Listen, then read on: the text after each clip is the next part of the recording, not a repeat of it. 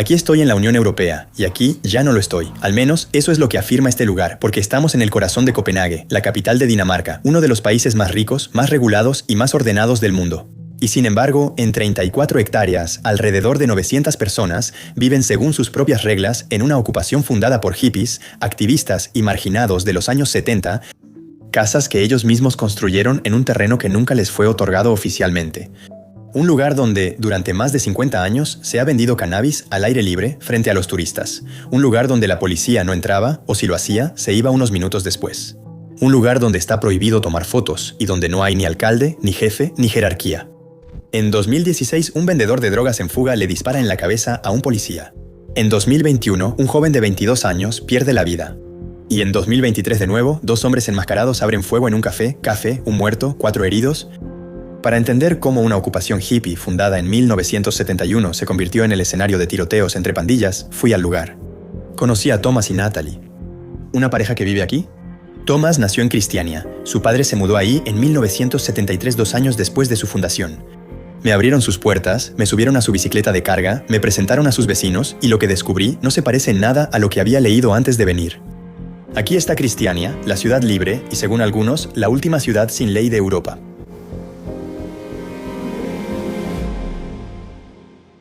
Para entender esta historia, hay que remontarse a finales de los años 60. En Copenhague, como en muchas capitales europeas, hay un problema de vivienda. Los precios suben, faltan lugares, y al sureste de la ciudad, en el barrio de Christianshavn, una vasta zona de cuarteles militares acaba de ser abandonada por el ejército danés. Ciudad de Nueva York. El sitio servía como base naval y depósito de artillería desde el siglo XVII. Cuarteles de ladrillo, murallas fortificadas entre las mejor conservadas de Europa y terrenos baldíos bordeados de canales. Todo está cercado pero vacío, en pleno centro de Copenhague. Y al otro lado de la cerca está el barrio de Christianshavn, que en esa época no tenía nada del barrio de moda en que se convirtió. Esa zona en particular, pero Copenhague en general, en los años 70 era así, sin ventanas, solo departamentos pequeñísimos y querías mirar hacia afuera. Si podías mirar por una ventana o si abrías la puerta, era una casa. Todo era tan apretado. Y luego había esta enorme zona abandonada con un espacio abierto justo al otro lado de las paredes. Entonces, en septiembre del 71, los habitantes del barrio derriban la cerca. Primero para convertirlo en un espacio de juegos para sus hijos, luego algunos sin techo se instalan, después ocupas, luego hippies, artistas, músicos, marginados de todo tipo. El 2 de octubre, un periodista llamado Jacob Ludvigsen se involucra en el asunto y publica un artículo en su revista Underground Over the Badet, invitando a la gente a venir a explorar lo que él llama la ciudad prohibida del ejército. El artículo desencadena un movimiento. En pocas semanas, cientos de personas invaden el lugar. Se establece la ley fundamental de Cristiania. El compromiso de Cristiania es crear y mantener una comunidad autogestionada en la que cada quien sea libre de desarrollarse y expresarse como miembro responsable de la comunidad.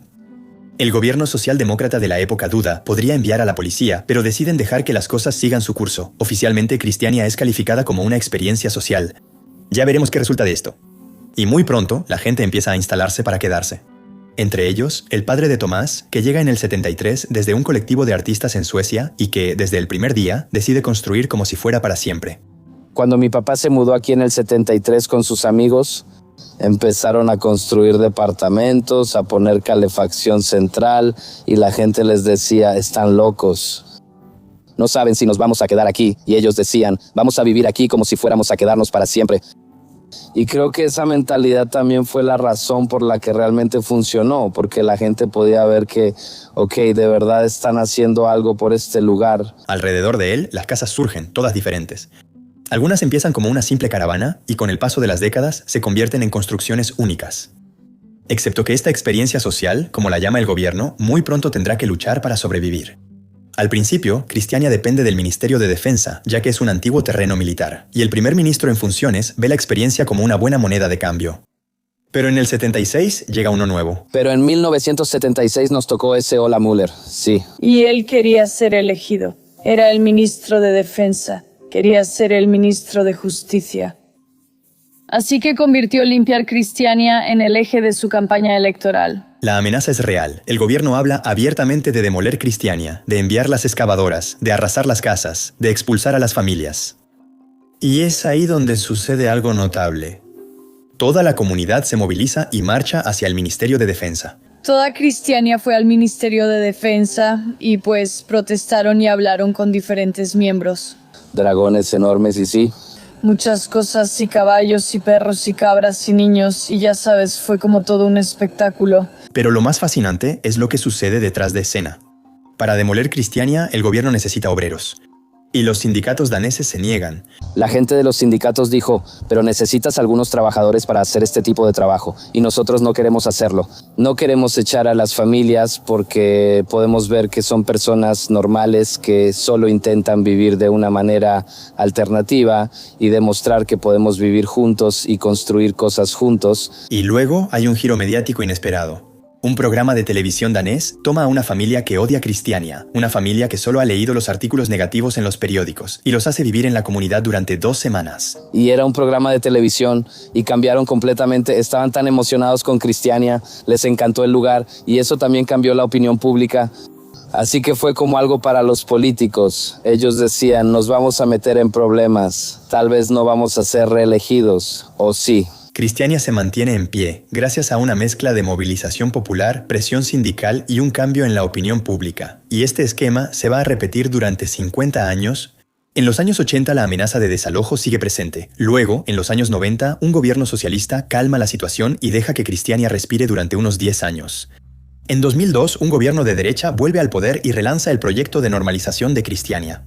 Es decir, transformarla en un barrio común, con rentas normales, reglas normales y viviendas vendidas a precio de mercado. Durante los años 80 también era muy incierto si nos iban a echar. Pero luego, durante un largo periodo, en los años 90, tuvimos un gobierno socialista. Y luego, en 2002, tuvimos un gobierno muy de derecha. Realmente querían deshacerse de nosotros. Y entonces empezó de nuevo. Entonces comenzaron las negociaciones sobre la normalización de Cristiania. Eso es... Pero el gobierno no es la única amenaza que pesa sobre Cristiania. Hay otra que viene, esta vez, desde el interior. En los primeros años, la comunidad es permisiva, muy permisiva. Se experimenta con todo. En aquellos días también solíamos tener muchos adictos a la heroína por aquí. No es que fueran adictos desde el principio, pero empezaron a experimentar y luego se dieron cuenta de que sí, que no. ¿De qué te ríes? No, es verdad. O sea, hacíamos algo que se llamaba la pinta de adicto. Había mucha gente que tomaba ácido, hacían de todo, era... A finales de los años 70, la heroína se infiltra en Cristiania. Las sobredosis se multiplican, 10 muertos en un año. La comunidad se está muriendo por dentro. Entonces, en el 79, los residentes decretan una prohibición total de las drogas duras. El alcohol y la marihuana son tolerados. Todo lo demás, heroína, cocaína, anfetaminas, está prohibido. Y no es la policía quien hace cumplir las reglas, son los propios residentes. Ellos crearon un programa de rehabilitación. Así que te expulsan y te mandan a rehabilitación. ¿Y si salías limpio en los análisis, podías hacerlo? Pero creo que había como un límite de cuántas oportunidades tenías. Es esta distinción, droga blanda tolerada, droga dura prohibida, la que da origen a Pusher Street, una calle dentro de Cristiania donde el cannabis se vende al aire libre. Al principio, el funcionamiento es sencillo, puestos de madera a lo largo de un camino de tierra. Los vendedores tienen que ser obligatoriamente residentes de Cristiania, esa es la regla. El hachís viene principalmente de Marruecos o de la India, traído por hippies viajeros. Y los precios son ridículos. El hachís costaba como 2 o 3 coronas por gramo porque lo traían directamente de Marruecos e India, ya que eran hippies y viajaban. Durante décadas las autoridades hicieron la vista gorda. El argumento era que, al concentrar el comercio en un solo lugar, se limitaba su dispersión en el resto de la ciudad. La policía realiza varias redadas, a veces varias al día, pero lo esencial que hay que entender es que Cristiania, como comunidad, nunca quiso este mercado. Nunca ha sido algo colectivo, como que realmente queramos una calle donde vendamos hachís abiertamente. Ha sido algo con lo que han aprendido a vivir y a controlar, o tratar de manejar lo mejor posible. El problema es que Pusher Street atrae dinero, y el dinero atrae al crimen organizado. En los años 80, pandillas de motociclistas daneses se establecen y transforman el comercio artesanal en un negocio. Ellos estaban haciendo que el comercio normal de hachís fuera mucho más orientado al lucro. Así que querían sacar a los hippies que vendían a pequeña escala. Cristiania logró expulsarlos, pero el problema vuelve una y otra vez bajo otras formas. Y paradójicamente, son las intervenciones de la policía las que agravan la situación. En 2004 la policía lleva a cabo una operación masiva. Durante 2 años habían filmado en secreto a los vendedores. De repente, todos los habitantes de Cristiania que vendían cannabis son arrestados. Ya casi no queda ninguno. Y el vacío es llenado de inmediato por el crimen organizado, Hells Angels, luego Loyalty Familia. El mismo escenario se repite en 2014 y cada vez las consecuencias van más allá de Cristiania. Eso generó mucha demanda de hachís en todo Copenhague. Así que empezó a ser muy lucrativo para la gente de los suburbios, de Norrebro y otros lugares vender hachís, y comenzaron las actividades de pandillas disparándose entre ellos. Así que Cristiania fue en realidad como una mecha para todo Copenhague. La comunidad intenta contener el fenómeno, pero con el tiempo, la tensión termina por explotar. En 2016, un vendedor de drogas en fuga le dispara en la cabeza a un policía. El agente sobrevive, pero las heridas son graves. Y luego está ese drama que Thomas me contó. Luego está un chico de Cristiania que cambió de asiento con un tipo al que unos gánsteres querían eliminar, y él se sentó en la silla equivocada y le dispararon. Realmente dejó una mancha en Cristiania y mucha tristeza. En agosto de 2023 de nuevo, 2 hombres enmascarados abren fuego en otro café de Cristiania. Un hombre de 30 años es asesinado y otros 4 resultan heridos. Y esta vez, los residentes dicen que se acabó. En abril de 2024, los habitantes de Cristiania se reúnen en el Grey Hall, el edificio de las Asambleas Generales. Más de 1000 personas para una votación histórica. Todos los que querían que se cerrara podían ir al lado derecho del salón, y creo que solo había como 4 personas que no lo hicieron. E incluso los vendedores de droga decían, está bien, se acabó, tenemos que cerrarlo, sí. El 6 de abril de 2024, decenas de residentes arrancan los adoquines uno por uno, con pala, con mazo, con palanca. 2 niños de Cristiania, Emilia y Salim, levantan la primera piedra. La multitud aplaude. El ministro danés de Justicia está presente. Los adoquines se reparten como recuerdos. El suelo queda al descubierto. El gobierno libera 14,3 millones de coronas danesas para renovar la zona. ¿Y establece un sistema de disuasión? El gobierno hizo algo muy inteligente, que fue implementar un doble castigo. Así que si te atrapaban con un cigarro de marihuana, si normalmente te ponían una multa de 2,000, ahora te ponían una de 4,000. Y si te atrapaban como 3 veces, te daban 7 días de cárcel. Y las personas que vendían el hachís, si las atrapaban, recibían el doble de castigo. Así que eso mantenía a la gente alejada. Y cuando le pregunté si había participado en el desmantelamiento, Tomás me respondió con una honestidad que no había anticipado. No fui parte de eso porque tenía lazos con Pusher Street en aquellos días y sentí que no me correspondía estar ahí derribando Pusher Street. Pero definitivamente... Me puse en contra de eso. Tampoco. No, definitivamente lo aprobé. Creo que fue una jugada muy fuerte y hicieron falta hombres fuertes y mujeres fuertes para enfrentarse a esto. Y luego agregó algo que no había leído en ningún lado, un ángulo humano sobre los propios vendedores. También tienes que considerar que la gente que estaba en Pusher Street lo ha pasado muy mal en los últimos años. La policía estaba haciendo un muy buen trabajo atrapando gente y encontrando la droga que la gente tenía escondida, así que mucha gente debía dinero. Y la única manera que tenían de deshacerse de su deuda era estar en Pusher Street. ¿Entonces son las multas? No, porque si pierdes como 50 kilos de hachís, entonces le debes dinero a algunas personas. Así que también fue difícil ver a personas que sabías que estaban muertas. Tuvieron que encontrar nuevas formas de deshacerse de eso, pero no puede ser solo un problema de Cristiania. Sí, y como todos estos tiroteos y...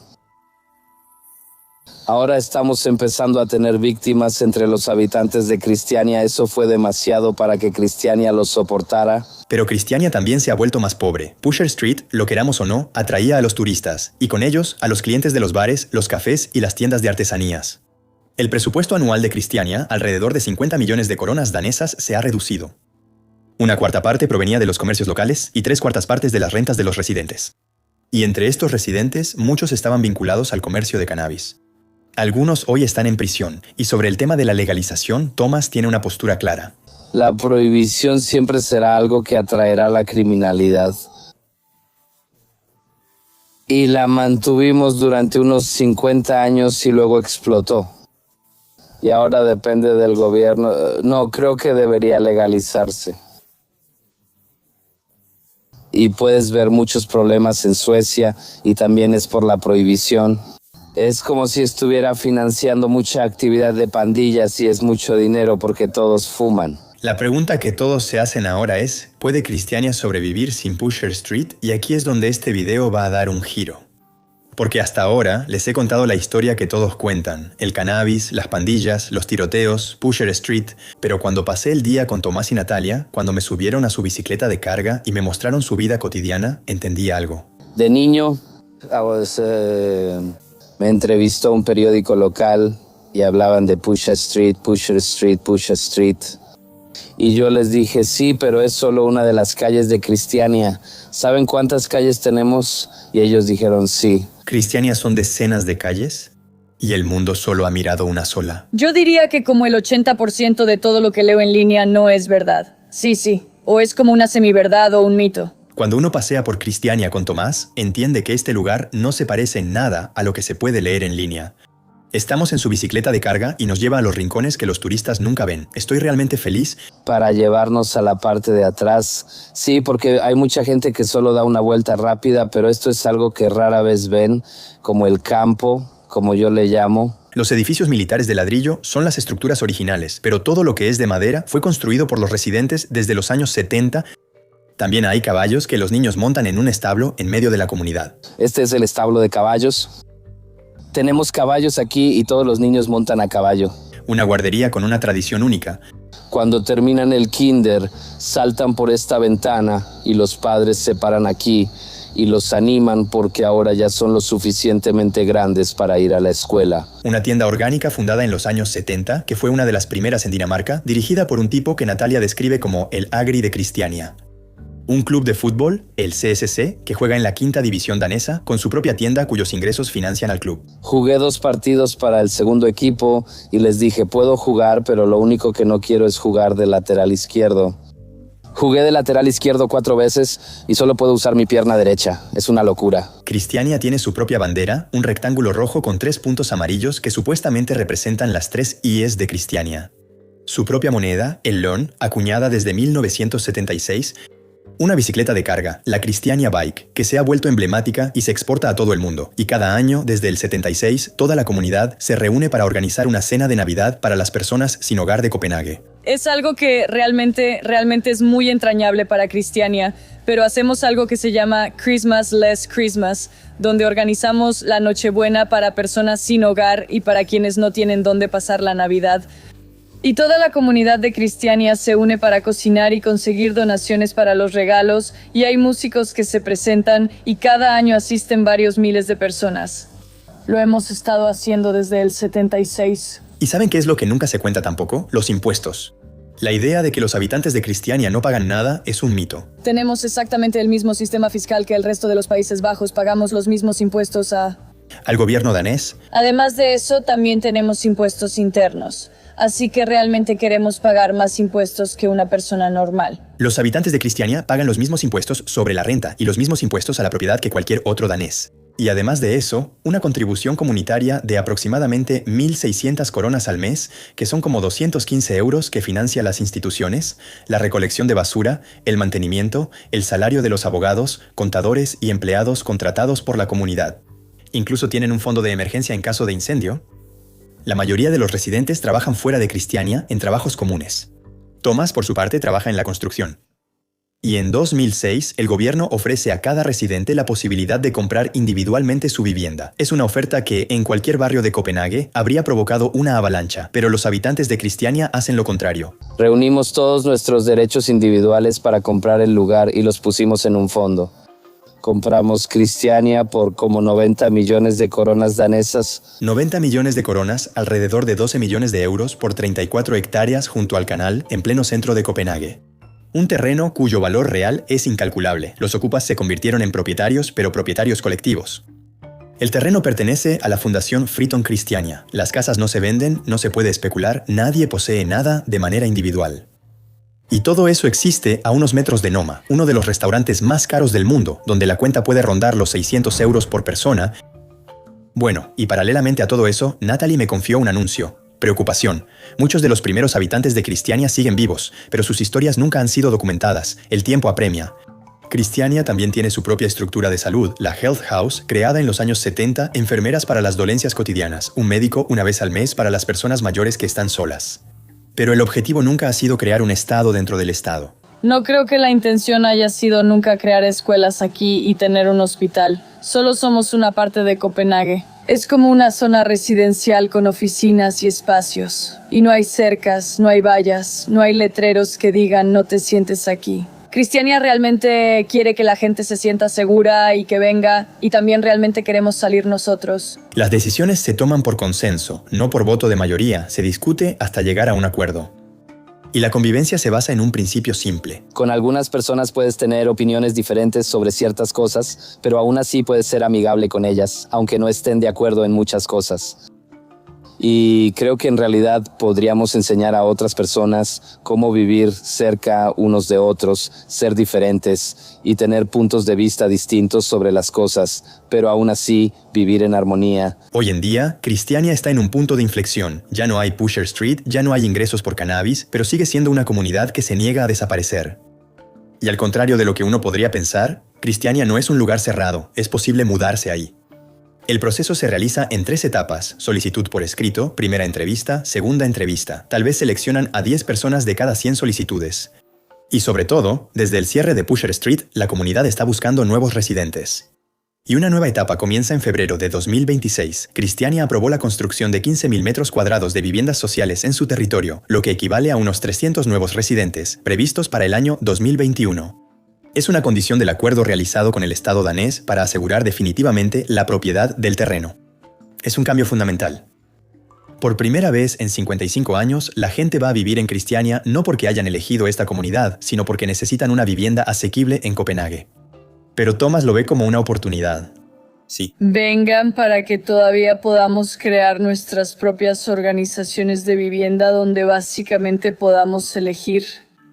Tenemos que reunir ahora a personas que realmente estén interesadas en mudarse a Cristiania y tratar de formar grupos antes de que realmente construyamos las casas. Así que... Y el final de Pusher Street abre una posibilidad que Cristiania no había visto desde hace mucho tiempo: mostrarse al mundo tal como realmente es. Desde que Pusher Street cerró, realmente queremos abrir Cristiania al público y queremos, ya sabes, hacer que la gente se sienta segura otra vez porque ha estado abierto todo este tiempo. Porque la vida cotidiana en Cristiania es así. Lía, ella estaba visitando a una chica que vive aquí arriba y luego conoció a mi primo Lucas y a su esposa Lilo y a sus 3 hijas, y entonces simplemente se pusieron a jugar juntos. Es como no se planeó nada y así es más o menos Cristiania. Y luego están esos momentos que no se pueden inventar. Al final de un paseo, Thomas nos cuenta la historia de un oso. Sí, un oso de verdad, que vivía en Cristiania en los primeros años. Abajo había un oso que andaba con el que llamamos Ulkusk. Es el tipo que saca la cerveza y tenía un oso con él. Y también dejaban que el oso tomara cerveza, así que se volvió alcohólico. Un día, el tipo que vivía arriba, un tipo llamado Ole Slick, llegó a casa. El oso se había salido de su jaula y fue a su cuarto y encontró una botella de vino, la rompió en el suelo y estaba lamiendo el vino. Y seguía ahí y estaba totalmente borracho, y él llegó a casa totalmente borracho. Y luego el oso lo atacó, así que hay todo un video sobre cómo el oso atacó a Ole Slick. Y si preguntas, hay tantas historias sobre ese oso. Si le preguntas a una persona, es una historia. Si le preguntas a otra persona, es otra historia.